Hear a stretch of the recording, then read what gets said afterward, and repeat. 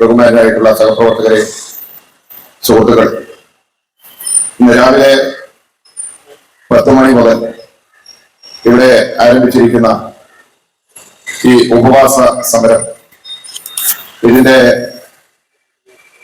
വേദി വലിയ രീതിയിൽ ജനസമ്പുഷ്ടമല്ലെങ്കിൽ ഇത് ഉയർത്തുന്ന ആശയങ്ങൾ വലിയ സമ്പുഷ്ടമാണ് എന്ന് ആമുഖമായി സൂചിപ്പിക്കാൻ ഞാൻ ആഗ്രഹിക്കുകയാണ്. നമ്മുടെ രാജ്യത്ത് ഒരു പൊതു തെരഞ്ഞെടുപ്പ് ആസന്നമായിരിക്കുകയാണ്. ഇന്ന് തമിഴ്നാട്ടിലെ തെരഞ്ഞെടുപ്പ് നടക്കുകയാണ്. 26-ാം തീയതി കേരളത്തിലും ഇന്ത്യയുടെ ലോക്സഭയിലേക്ക് ഒരു തെരഞ്ഞെടുപ്പ് നടത്തപ്പെടുകയാണ്. ഈ ആസന്നമായ തെരഞ്ഞെടുപ്പിൽ ഇന്ത്യയുടെ വിവിധ സംസ്ഥാനങ്ങളിൽ, വിവിധ മേഖലകളിൽ ഇത്തരത്തിലുള്ള ചെറുതും വലുതുമായിട്ടുള്ള നിരവധി സമരവേദികൾ, ജനാധിപത്യത്തിൽ ഊന്നി നിൽക്കുന്ന സമരവേദികൾ രാജ്യത്താകമാനം നമുക്ക് മാധ്യമങ്ങളിലൂടെ കാണുവാൻ സാധിക്കും. ഇത് ഈ തെരഞ്ഞെടുപ്പിന്റെ ഒരു പ്രത്യേകതയാണ്. നമ്മുടെ രാജ്യത്ത് ഇത്രയധികം ജനാധിപത്യം സംരക്ഷിക്കപ്പെടണമെന്നും മതേതരത്വം നിലനിൽക്കണമെന്നും ആവശ്യപ്പെട്ടുകൊണ്ട് ഒരു സമരത്തിന്റെ വലിയ വാതായനങ്ങളെ തുറക്കുന്ന ഒരു സാമൂഹ്യ സാഹചര്യം ഇതിനു മുമ്പ് ഉണ്ടായിട്ടില്ല എന്നുള്ളതാണ് യാഥാർത്ഥ്യം. നിരവധിയായ പോരാട്ടങ്ങളിലൂടെ നമ്മൾ നേടിയെടുത്തിട്ടുള്ള സ്വാതന്ത്ര്യം, ആ സ്വാതന്ത്ര്യം ഭരണഘടനാധിഷ്ഠിതമായി നിലനിർത്തിക്കൊണ്ടു പോകുന്ന ഒരു സാമൂഹ്യ വ്യവസ്ഥിതി, അത് മാറ്റപ്പെടുന്നു എന്നുള്ള ഓരോ മനുഷ്യന്റെയും മനസ്സിന്റെ ഉള്ളിൽ രൂപപ്പെടുന്ന ഒരു ഭയമാണ് ഈ രാജ്യത്ത് ഇത്തരത്തിൽ ചെറുതും വലുതുമായിട്ടുള്ള ഭരണഘടനയും ജനാധിപത്യവും സംരക്ഷിക്കപ്പെടണം എന്ന് ആഗ്രഹം പ്രകടിപ്പിച്ചുകൊണ്ട് നടത്തുന്ന സകല സമരങ്ങളുടെ മൂലം എന്ന് സൂചിപ്പിക്കാൻ ഞാൻ ആഗ്രഹിക്കുക. പ്രിയപ്പെട്ടവരെ, നമ്മുടെ രാജ്യം 47-ൽ സ്വാതന്ത്ര്യം പ്രാപിച്ച് ഇന്ന് വരെയുള്ള 70 കാലയളവ് പരിശോധിച്ചാൽ യുണൈറ്റഡ് നേഷൻസിന്റെ ഇന്ന് വരെ നമ്മുടെ രാജ്യത്ത് ഒരു തെരഞ്ഞെടുപ്പുമായി ബന്ധപ്പെട്ടിട്ട് ഒബ്സർവേഷൻ ഉണ്ടായിട്ടില്ല. അത്രയധികം കണ്ണിലെ കൃഷ്ണമണി പോലെ നമ്മുടെ ജനാധിപത്യത്തെ പരിരക്ഷിക്കുന്ന ഒരു രാജ്യങ്ങളുടെ പട്ടികയിൽ മുൻപന്തിയിൽ നിൽക്കുന്ന രാജ്യമാണ് ഭാരതം. പക്ഷേ ഈ തെരഞ്ഞെടുപ്പിൽ യുണൈറ്റഡ് നേഷൻസ്, UN ഒരു പ്രത്യേക സംഘത്തെ ഇന്ത്യയിലെ ജനാധിപത്യം കശാപ്പ് ചെയ്യപ്പെടുന്നു എന്നുള്ള മാധ്യമ റിപ്പോർട്ടിന്റെ അടിസ്ഥാനത്തിൽ, അവർ ശേഖരിക്കുന്ന യാഥാർത്ഥ്യങ്ങളുടെ അടിസ്ഥാനത്തിൽ ഈ രാജ്യത്തിന്റെ തെരഞ്ഞെടുപ്പിനെ നിരീക്ഷിക്കുന്നതിന് വേണ്ടിയിട്ട് ഈ രാജ്യത്തേക്ക് പറഞ്ഞയച്ചിരിക്കുക. യുദ്ധസമാനമായ സാഹചര്യങ്ങൾ നിലനിൽക്കുന്ന ഇസ്രായേലിലും പാലസ്തീനിലും ലെബനോനിലുമെല്ലാം UN-ഉം റെഡ് ക്രോസും ഇടപെടുന്നത് പോലെ നമ്മുടെ രാജ്യത്തിന്റെ ജനാധിപത്യത്തിന്റെ വലിയ മൂർത്തിരൂപമായിട്ടുള്ള തെരഞ്ഞെടുപ്പിനെ നിരീക്ഷിക്കുന്നതിന് വേണ്ടി ലോകം തന്നെ തയ്യാറായിരിക്കുന്ന ഈ ഘട്ടത്തിലാണ് ഇത്തരത്തിലുള്ള സമരങ്ങളുടെ പ്രസക്തി എന്ന് വീണ്ടും ഊന്നിപ്പറയുവാൻ ഞാൻ ആഗ്രഹിക്കുക. ഈ രാജ്യം ഭരിച്ചുകൊണ്ടിരിക്കുന്ന നരേന്ദ്രമോദിയാണ്. നരേന്ദ്രമോദി ഒരു ഫാസിസ്റ്റ് പ്രതിരൂപമാണ് എന്നുള്ള കാര്യത്തിൽ യാതൊരു തർക്കവുമില്ല. ഇന്ത്യയിൽ മോഡി ഭരണത്തിന് മുമ്പ് നാമമാത്രമായിട്ടുള്ള ദിനങ്ങളും ചില വർഷങ്ങളുമെല്ലാം BJPയുടെ നേതൃത്വത്തിൽ ഗവൺമെന്റ് അധികാരത്തിൽ വന്നിട്ടുണ്ട്. ആ രാഷ്ട്രീയ സാഹചര്യങ്ങളെല്ലാം നമുക്ക് വിശകലനം ചെയ്ത് സംസാരിക്കാം. പക്ഷേ അതിൽ നിന്നെല്ലാം വിഭിന്നമായിട്ട് ഈ രാജ്യത്ത് നരേന്ദ്രമോദിയുടെ ഗവൺമെന്റ് കഴിഞ്ഞ ടേം മുതൽ ഇവിടെ നടപ്പിലാക്കിക്കൊണ്ടിരിക്കുന്നത് RSSന്റെ സംഘചാലകനായിട്ടുള്ള മോഹൻ ഭഗത്തിന്റെ നിർദ്ദേശങ്ങളാണ്. ഡൽഹിയിൽ അധികാര കേന്ദ്രത്തിൽ ഇരുന്നുകൊണ്ട് നരേന്ദ്രമോദി എന്ന ഇന്ത്യയുടെ പ്രൈം മിനിസ്റ്റർ നിർദ്ദേശിക്കുകയും ഒപ്പുവെക്കുകയും ചെയ്യുന്ന നിയമങ്ങളും നടപ്പിലാക്കുന്ന കാര്യക്രമങ്ങളും ഈ രാജ്യത്ത് മഹാരാഷ്ട്രയിൽ നാഗ്പൂരിൽ RSSന്റെ ഹെഡ്ക്വാർട്ടേഴ്സിൽ കൊണ്ടുപോയി അതിന്റെ ഡ്രാഫ്റ്റ് കാണിക്കേണ്ട സാഹചര്യമാണ് നിലനിൽക്കുന്നത് സൂചിപ്പിക്കാൻ ഞാൻ ആഗ്രഹിക്കുക. അവിടെയാണ് നമ്മുടെ രാജ്യത്തിലെ ജനാധിപത്യത്തിന് വലിയ രീതിയിലുള്ള തകരാറുകൾ സംഭവിച്ചതായി രാഷ്ട്രീയ നിരീക്ഷകരടക്കം, സാമൂഹ്യ നിരീക്ഷകരടക്കമുള്ള ആളുകൾ കണ്ടെത്തുകയും അതിനെതിരെ അതിശക്തമായിട്ടുള്ള പ്രക്ഷോഭവും ജനാധിപത്യ പ്രതികരണവുമായി രംഗത്ത് വന്നിരിക്കുന്നത് സൂചിപ്പിക്കാൻ ഞാൻ ആഗ്രഹിക്കുക.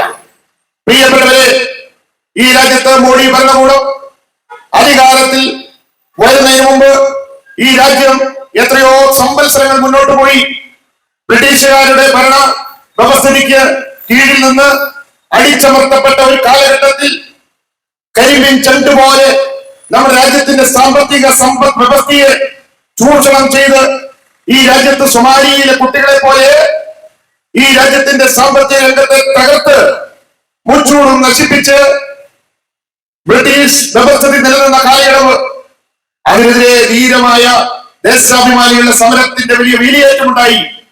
ആ സമരം അതിന്റെ പരിണിത ഫലമായിട്ടാണ് നാം ഇന്ന് അനുഭവിക്കുന്ന ജനാധിപത്യവും മതേതരത്വവും ഭരണഘടനയും എല്ലാം നിലനിൽക്കുന്നത്.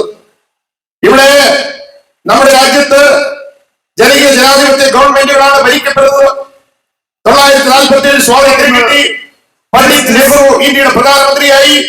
49 ഈ രാജ്യത്ത് ഭരണഘടന അത് അംഗീകരിക്കപ്പെട്ടു.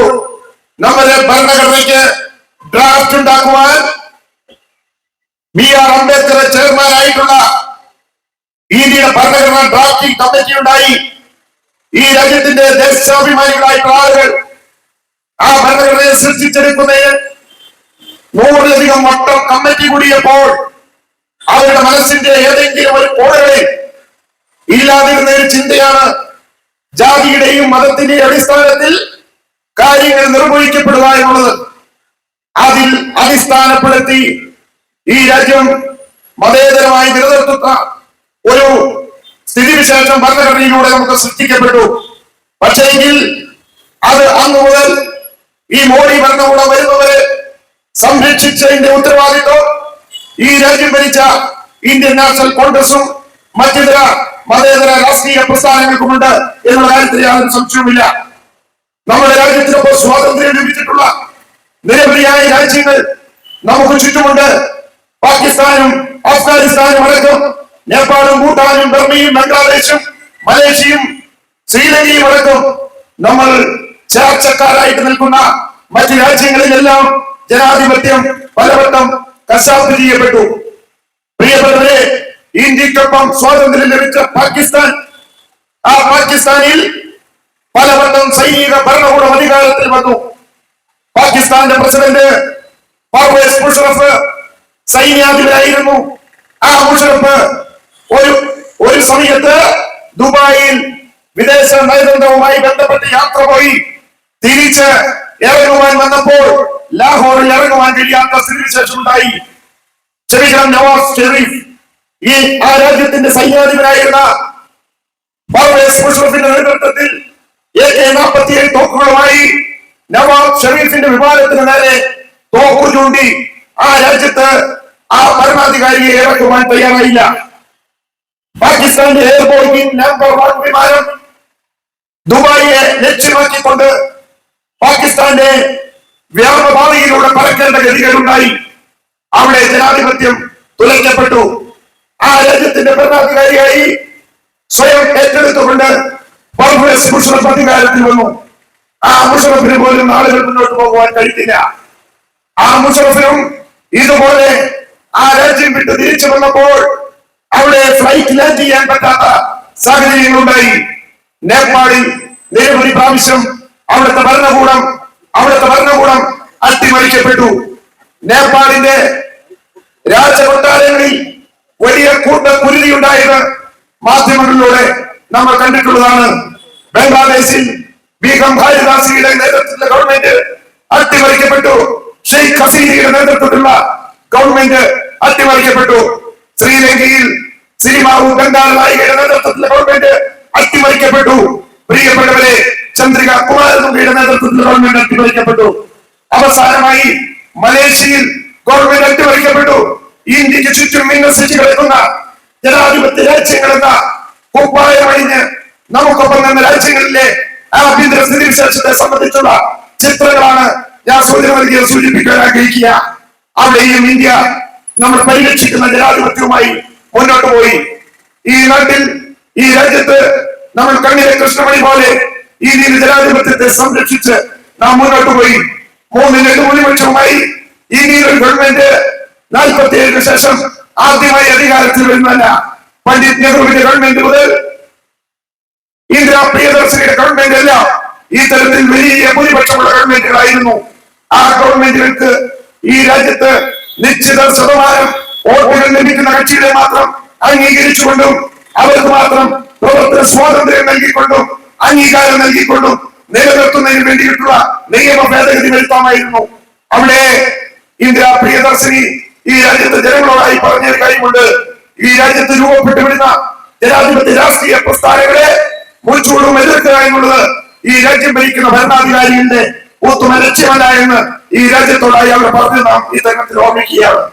പ്രിയപ്പെട്ടവരെ, അങ്ങനെ ഇരിക്കുമ്പോഴാണ് ഈ രാജ്യം സ്വാതന്ത്ര്യത്തിന്റെ കാലഘട്ടത്തിൽ ബ്രിട്ടീഷ് സ്വച്ഛാധിപന്മാരുമായിട്ട് സംഘം ചേർന്നുകൊണ്ട് രൂപപ്പെടുത്ത സംഘപരിവാർ അവർ ആട്ടിൻതോലയിലെ ചെന്നായിയുടെ ഒരു പ്രതിരൂപമായി ആ കാലഘട്ടം അതിനുശേഷവും മുന്നോട്ട് പോയി.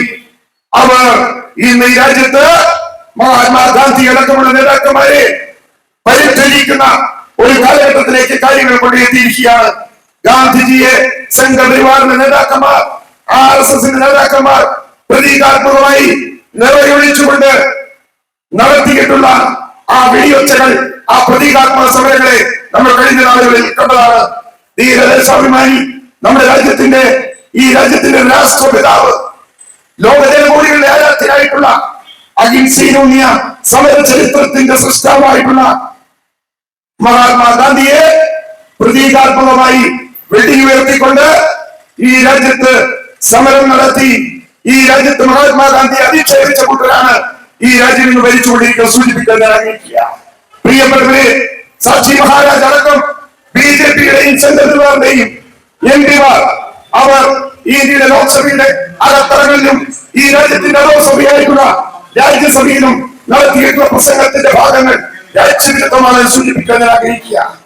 ഈ രാജ്യത്തെ ജനങ്ങൾ അവർ രാമന്റെ മക്കളാണ് എന്നും മറിച്ചുള്ള ക്രിസ്ത്യൻ ആളുകളും മുസ്ലിം ആളുകളും അടങ്ങുന്ന മറ്റിതര വിഭാഗങ്ങൾ അവർ ജാരസന്തതികളാണ് എന്നും ഇന്ത്യയുടെ ലോക്സഭയിൽ പ്രസ്താവിക്കുന്നതിന് ആത്മവീര്യം സാക്ഷി മഹാരാജിനുണ്ടായി എന്നുണ്ടെങ്കിൽ ഈ രാജ്യം ഭരിക്കുന്ന ഫാസിസ്റ്റ് ഗവൺമെന്റിന്റെ ഒത്താശയോടുകൂടിയാണ് എന്നുള്ള കാര്യത്തിന് യാതൊരു തർക്കവുമില്ല.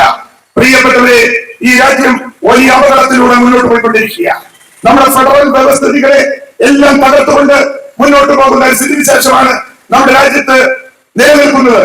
സ്റ്റേറ്റുകളുടെ റീയൂണിയൻ ആണ് ഇന്ത്യ ഭാരതം എന്നുള്ളതാണ് വിവക്ഷിച്ചിരിക്കുന്നത്. ഈ രാജ്യത്ത് ഇന്ത്യ റിപ്പബ്ലിക്കായതിന്റെ ആഘോഷ പരിപാടികളുടെ ഭാഗമായി ഡൽഹിയിൽ ലോകോത്തരമായ പ്രദർശനങ്ങൾ നടത്തിയിട്ടുണ്ടായി.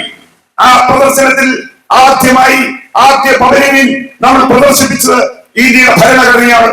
ആ ഭരണഘടനയിലെ ജനാധിപത്യവും ഈ രാജ്യത്തിന്റെ മതേതരത്വവും ആ രണ്ട് വാക്കുകൾ സെക്യുലറിസം ആൻഡ് ഡെമോക്രസി, ആ വാക്കുകൾ അവിടെ പ്രദർശിപ്പിച്ച ഭരണഘടനയുടെ ആദ്യ താളുകളിൽ നിന്ന് ആ പദങ്ങൾ നീക്കി എന്നുള്ളതാണ് വിരോധാഭാസം. പ്രിയപ്പെട്ടവരെ, അതിനെതിരെ ശക്തമായ പ്രക്ഷോഭമായി ഇന്ത്യയിൽ കോൺഗ്രസ് ഉൾപ്പെടുന്ന മതേതര ജനാധിപത്യ പ്രസ്ഥാനങ്ങൾ ഇന്ത്യയുടെ ലോക്സഭയുടെ അന്തരങ്ങളിൽ വലിയ തീനാളമായി വലിയ സമരങ്ങൾക്ക് നേതൃത്വം നൽകി. ഭരണഘടനയെ ബില്ല് കൊണ്ടുവന്ന് അതിന്റെ അനുച്ഛേദങ്ങളെ മാറ്റുവാൻ പിന്നീട് അവർ ശ്രമിച്ചു. ഈ രാജ്യത്ത് രാഷ്ട്രപതി ഉൾപ്പെട്ടതോടുകൂടി ഈ രാജ്യത്ത് 2009 കൊണ്ടുവന്ന ബില്ലിന്റെ അടിസ്ഥാനത്തിൽ ഭരണഘടനയിലെ സുപ്രധാനമായ നിയമങ്ങൾക്ക് മാറ്റം വരുത്തി. തെരഞ്ഞെടുപ്പ് കമ്മീഷനുകളെ സൃഷ്ടിക്കുന്നതിനും ഭരണഘടനാ സ്ഥാപനമായി പ്രത്യേക അധികാരത്തോടുകൂടി നിലനിർത്തുന്നതിനും നമ്മുടെ രാജ്യത്തെ ഭരണഘടന വിവക്ഷിച്ചിരുന്ന ആ നിയമങ്ങളെ എല്ലാം ഈ മോഡി ഫാസിസ്റ്റ് ഗവൺമെന്റ് അത് നിഷ്പ്രഭമാക്കി കളഞ്ഞ് സൂചിപ്പിക്കാൻ ആഗ്രഹിക്കുക. പ്രിയപ്പെട്ട സുഹൃത്തുക്കളെ, നമ്മുടെ രാജ്യത്ത് ഇന്ന് തെരഞ്ഞെടുപ്പ് കമ്മീഷൻ ഈ തെരഞ്ഞെടുപ്പിന് മുമ്പായി ഒരാൾ രാജിവെച്ചിരിക്കുക. എന്തുകൊണ്ടാണ് രാജിവെച്ചത്? എനിക്കറിയില്ല, നിങ്ങൾക്കറിയില്ല. ഈ രാജ്യത്തിലെ മാധ്യമങ്ങൾക്ക് ഒരു വഴിയില്ല. അതിനെ സംബന്ധിച്ച് പ്രതികരണങ്ങൾ പോലും നടത്തുവാൻ ഇന്ത്യയുടെ തെരഞ്ഞെടുപ്പ് കമ്മീഷനിലെ അംഗം തയ്യാറായിട്ടില്ല. അദ്ദേഹം ജീവിച്ചിരിപ്പുണ്ടോ എന്ന കാര്യത്തിൽ പോലും നമുക്ക് തർക്കമാണ്. റഷ്യയിലെ വ്ളാഡിമിർ പുടിനെ എതിർത്തിരുന്ന റഷ്യൻ സുപ്രീം കോടതിയിലെ പ്രമുഖ വക്കീലിനെ ജയിലിലാക്കി വിഷം കൊടുത്ത് അദ്ദേഹത്തെ കരിങ്കടലിൽ ചാവുകടലിൽ അദ്ദേഹത്തിന്റെ ബോഡി ദഹിപ്പിച്ചതിന് ശേഷം ചാരം കൊണ്ടുപോയി യാതൊരു തെളിവുമില്ലാതെ വെതറിയതുപോലെ പ്രിയപ്പെട്ടവരെ, ഇന്ത്യയിലെ ആ രാജ്യത്ത് തെരഞ്ഞെടുപ്പ് കമ്മീഷൻ ഈ രാജ്യത്തുണ്ടോ എന്ന് തന്നെ നമുക്ക് സംശയമായി സൂചിപ്പിക്കാൻ ആഗ്രഹിക്കുക. പ്രിയപ്പെട്ടവരെ, തെരഞ്ഞെടുപ്പ് കമ്മീഷന്റെ നിയമനം, കാലാവധി, ഇത് സംബന്ധിച്ച അധികാരങ്ങൾ പ്രത്യേകമായി നമ്മുടെ ഭരണഘടന വിവക്ഷിച്ചിട്ടുണ്ട്. അതിനെല്ലാം വെള്ളം ചേർത്തുകൊണ്ടാണ് ഈ ഗവൺമെന്റ് മുന്നോട്ട് പോയിക്കൊണ്ടിരിക്കുന്നത്. പ്രിയപ്പെട്ടവരെ, ഈ രാജ്യത്തിന്റെ പ്രതിപക്ഷ നേതാവ്, ഈ രാജ്യത്തിന്റെ ലോക്സഭയിലെ പ്രതിപക്ഷ നേതാവടക്കം തെരഞ്ഞെടുക്കപ്പെട്ട കമ്മിറ്റി നിശ്ചയിക്കണം തെരഞ്ഞെടുപ്പ് കമ്മീഷന്റെ അംഗങ്ങളെന്നിരിക്കെ അത് വിട്ടിട്ടും ക്യാബിനറ്റ് റാങ്കുള്ള